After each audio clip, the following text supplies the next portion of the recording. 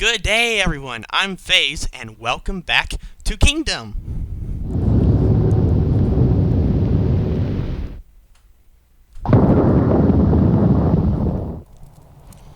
Okay, so I have a little bit of a confession here.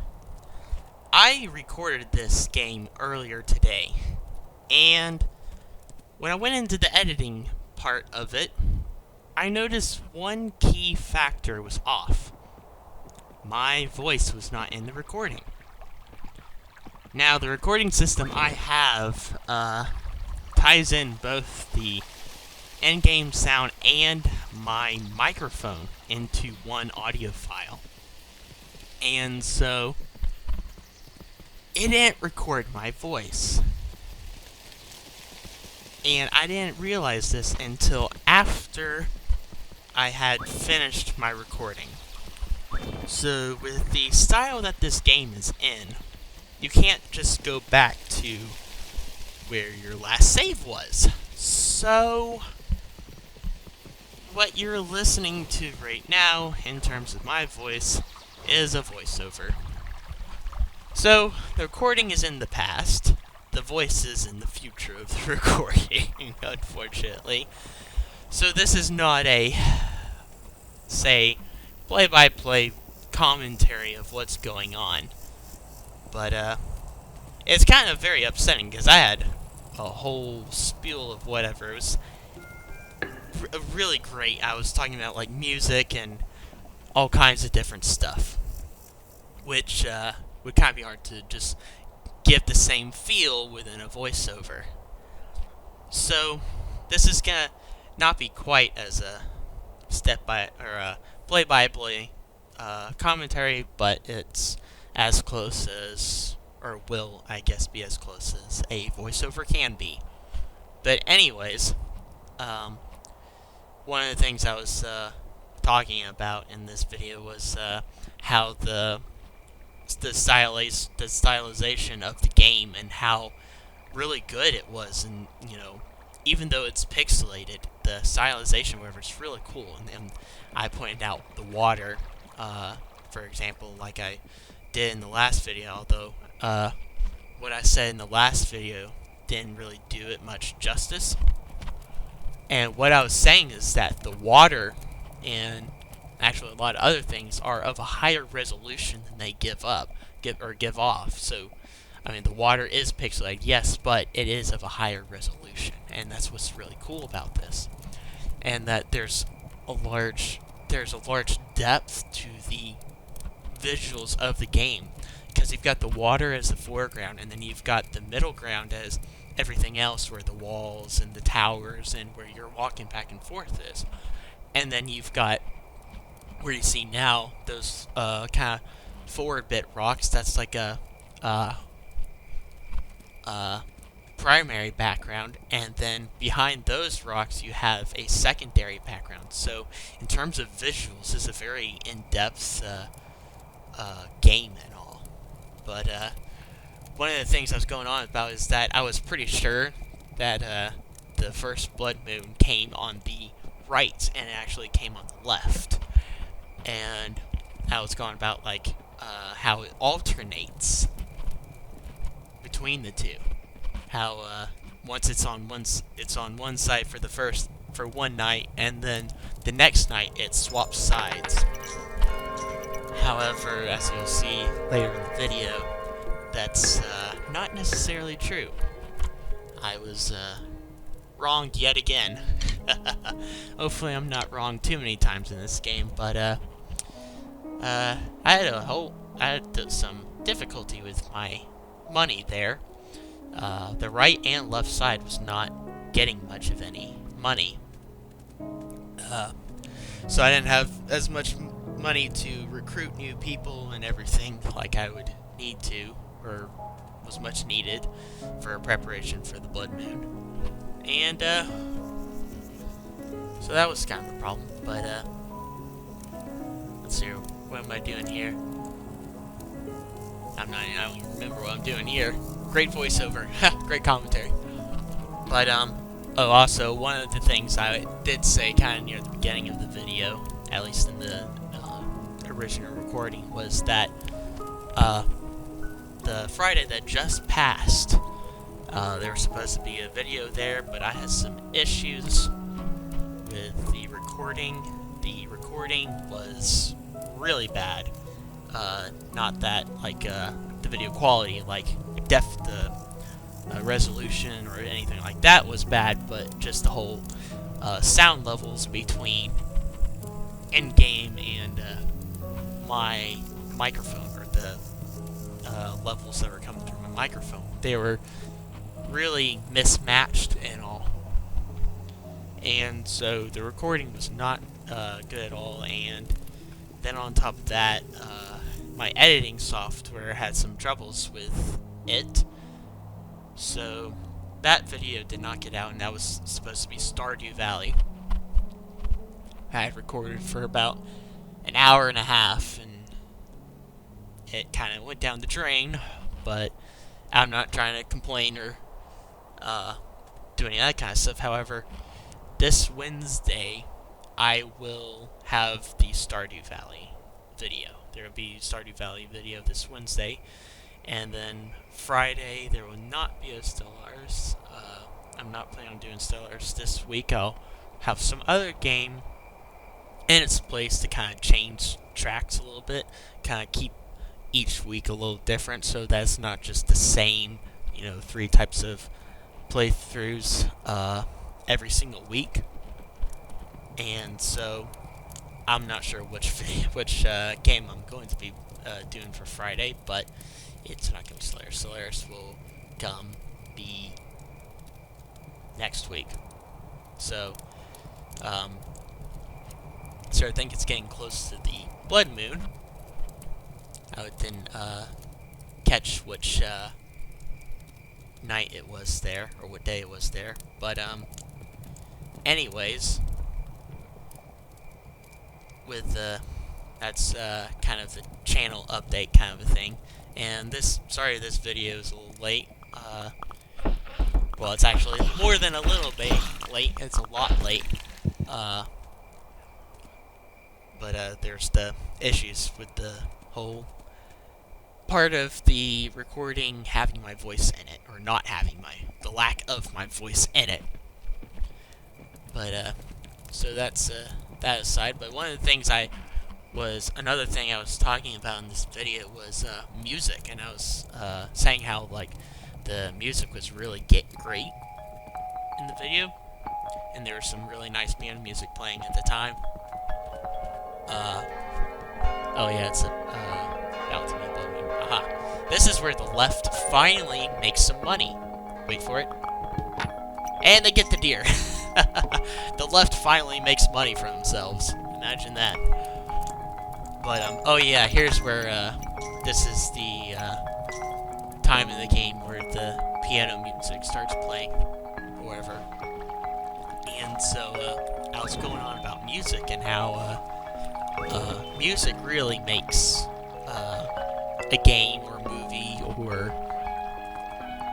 video or whatever. I mean, like, sure, the graphics or the story or whatever, that's a large part of the game, although story more than graphics, because, I mean, like, this game's pixelated, yet it's really good. It doesn't have to have, high-res graphics, or, not necessarily high-res, but, real people looking graphics and all that kind of stuff. Especially for a game as simple as this, where all you use are the arrow keys to move your guy around and to upgrade walls and build or buy bows and stuff. But the music plays a large part in whatever it is, game, movie, whatever. Because I listen to with Pandora, you can have music stations that play music from games or movies or whatever. And oftentimes I'll say, if the movie or game has really good music, it's probably a really good game, or it's most likely a really good game. So I'll listen to the music from these games or movies or whatever on Pandora, and a lot of times I'll hear music that I haven't heard before, and it's really good, and it's from a movie or some game. And I'll check it out, and it'll be really good. And so, the pairing and quality of music usually determines how good a game is. Because if something has really good quality audio or music, then that usually means that they put a lot of effort into the game. And like one of the things I was talking about with this is that with that piano music, playing that really nice sounding piano music really fit the style of the game. Kind of this just barren world of just out in nowhere where you're battling odds and ends of monsters, trying to build your kingdom on the threat that it will crumble and fall. And so this piano music kind of portrayed that feeling or that sense, and is really good pairing with that music. And the music was really well done.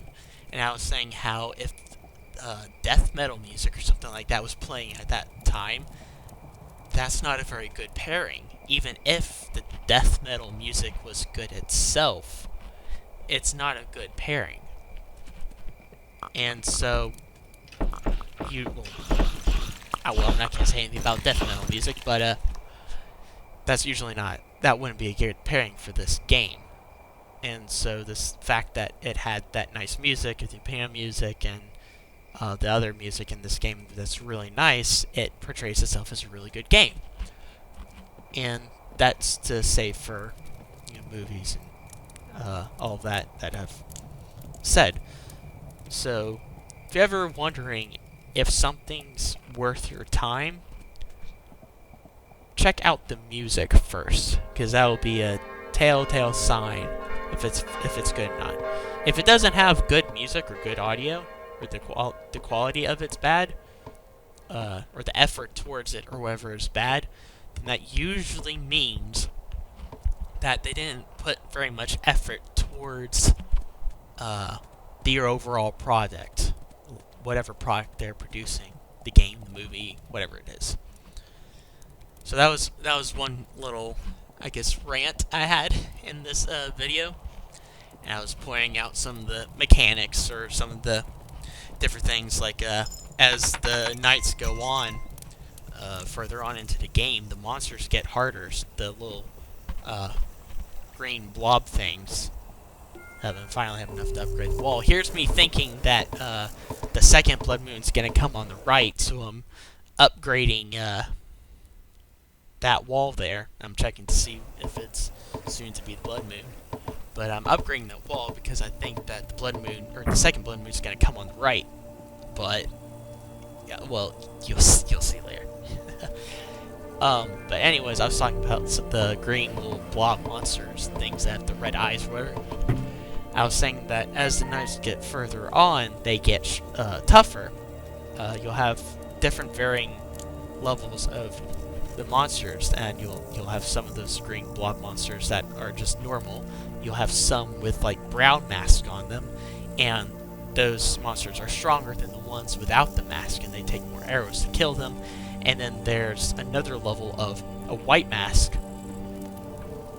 which takes even more arrows to kill it. And then there's another level of a different kind of white mask that's like a taller white mask, and that takes even more arrows to kill them. And so as the nights go on, they get more masks and more. They get different masks, and also more masked monsters come. And then I was talking about how with each blood moon, I can't remember which blood moon it is, but there will be flying monsters to come. And the flying monsters will come over and eat your archers or whoever it is. They'll eat your civilians. They don't just run at them and snatch the gold from them and kick them to the ground like the green monsters do, and the trolls later on do, that throw rocks at your walls and then ground pound the ground with their fists and send everyone flying. These flying monsters eat them. So you don't get the tool back, you don't get your peasant back or anything. They don't get de-recruited, they just get eaten. the green monsters just trample over them and stick them in the ground to where their head is above, and they eventually pop back out. And if they're still de-recruiting the peasant and the monster comes over again, they just get put back in the ground and pop back up. And the same thing with the troll guys. They just ground, if they get close to the guy, your archers or whatever, they just smash the ground with their fists. Oh, see, there's the first level of White Mask. But anyways, they ground pound the ground with their fists, and it just sends everyone flying backwards, and they will usually lose their tool.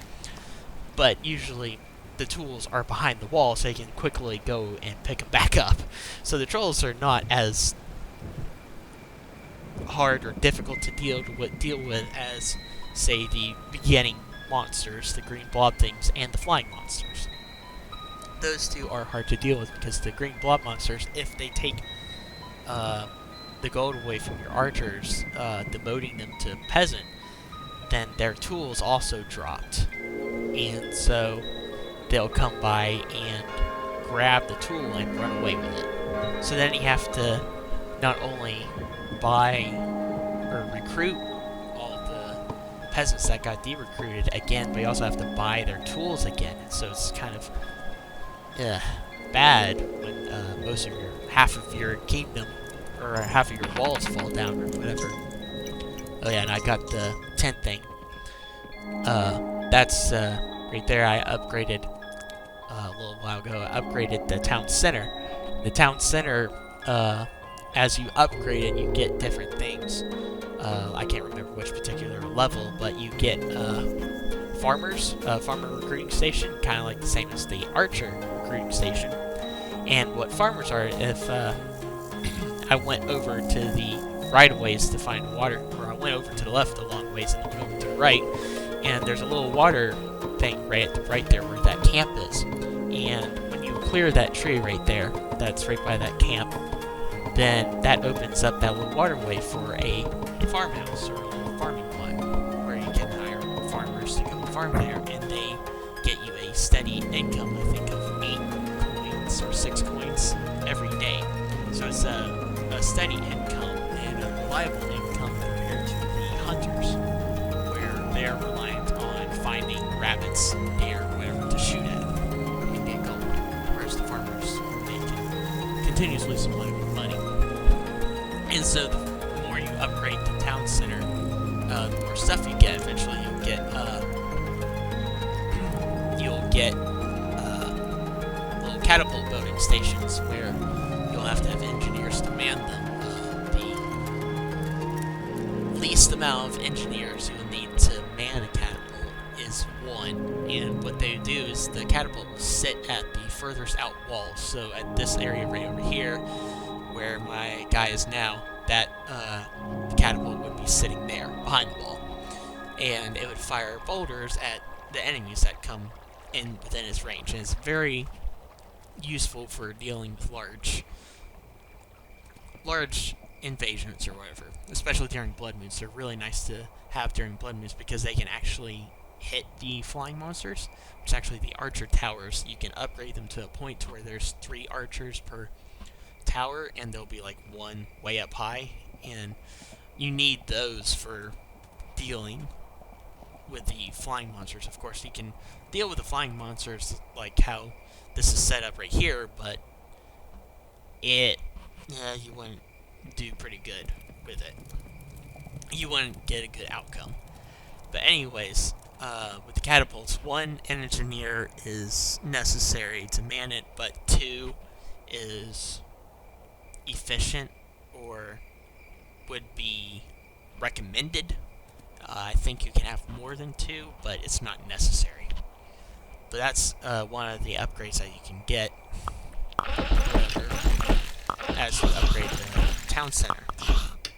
And eventually the town... Oh, see, that's the higher level of the White Mask.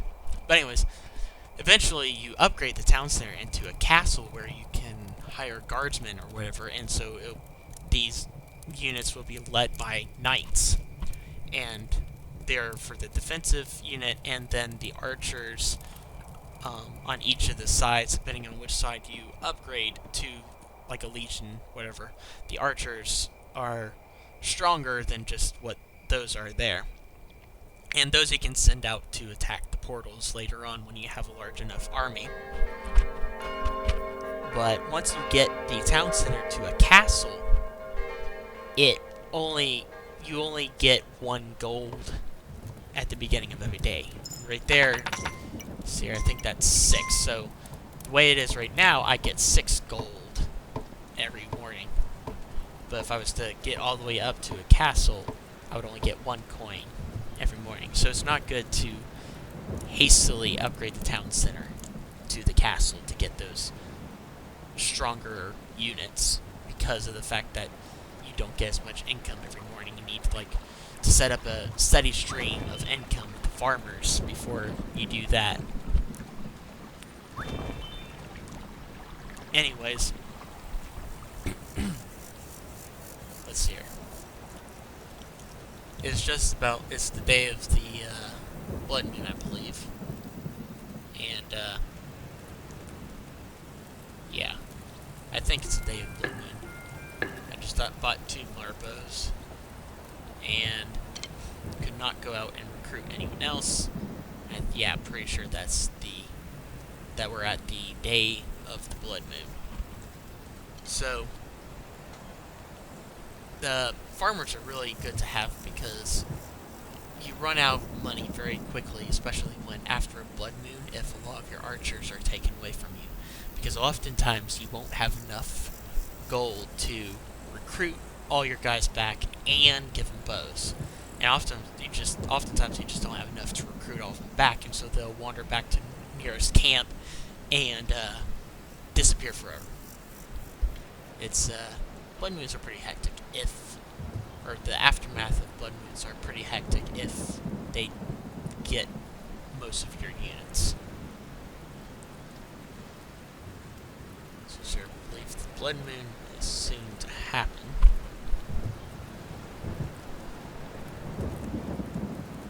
I think. So let's see here.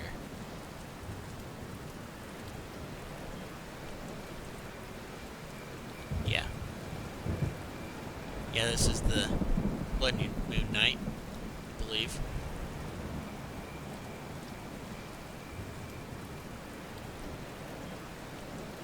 Kind of run out at this point.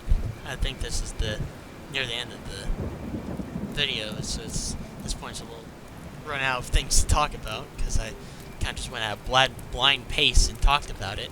Where when you're doing just the commentary as you're playing the game, there's a lot more pauses because you're doing stuff, and so it takes a while to get thoughts out. But with voiceovers, it's just whoop, throw everything out, and then you're done before you know it, just saying everything. But yeah, here comes the blood moon. So I'm sitting here like an idiot, thinking that the monsters are going to come from the right. And so I'm sitting there forever, and I'm saying that the monsters during the blood moon don't usually come until the blood moon, or the moon, is almost all the way over to the other side. And so it gets to about that point, right about now, and it's like, well, wait a second, where are they? And I'm about to go over, I think. Go on. And now I run over thinking, well, wait a second, where are the monsters? And I come over here, and they came on the left again. And at least I had enough archers over here to deal with it, but I was building over on the right thinking, oh yeah, they're coming on the right this time because they came from the left. But nope, they came from the right. I don't know. I was wrong yet again. And I get my daily morning allowance. But, anyways, so this is pretty much near the end of the video, so thank you for watching. Be sure to tune in to future videos and watch my other videos that I have done. Remember, I will be putting out the Stardew Valley video Wednesday because I didn't do that Friday, and I was going to do that today, but then I didn't have the time put forth to do an hour or more than an hour playthrough. But anyways, thank you for watching, uh, and I'll catch you in the next one. Bye.